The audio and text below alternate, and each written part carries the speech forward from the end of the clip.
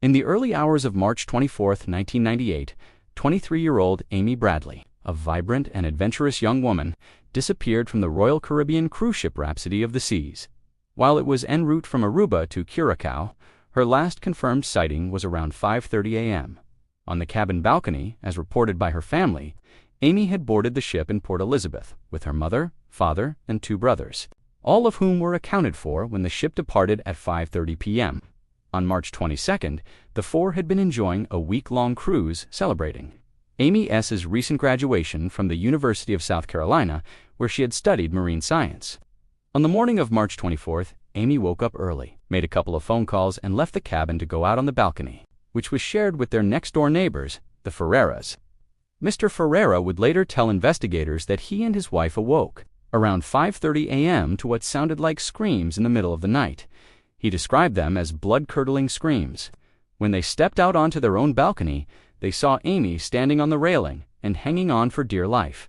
The Ferreiras immediately assumed that Amy had been trying to perform a trick or dare that had gone horribly wrong, as she had earlier that week discussed jumping off the top of the ship with some friends, an idea that the Ferreiras believed was reckless, but not necessarily dangerous. Frightened by the prospect of Amy falling, Mr. Ferreira shouted across the way, "Don't jump," and she promptly responded, "I'm not jumping," and then she disappeared.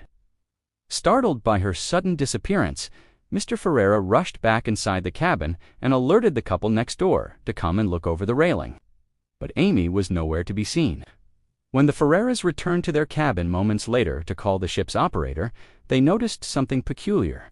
Amy's purse was sitting on the floor, her passport and some cash were missing. This detail, along with the lack of an entry point into the room, led them to believe that Amy hadn't jumped, but rather had been taken. By the time Amy was reported missing, the cruise ship was approaching its final destination, Curacao, as the sun rose, casting an eerie glow over the ocean. The Coast Guard began searching the waters, but there was no sign of Amy.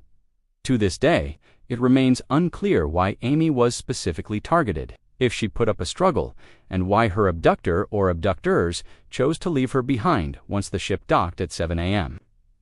After the horrifying ordeal, the Bradley family filed a lawsuit against Royal Caribbean, alleging that the company failed to protect their daughter and that her disappearance could have been prevented.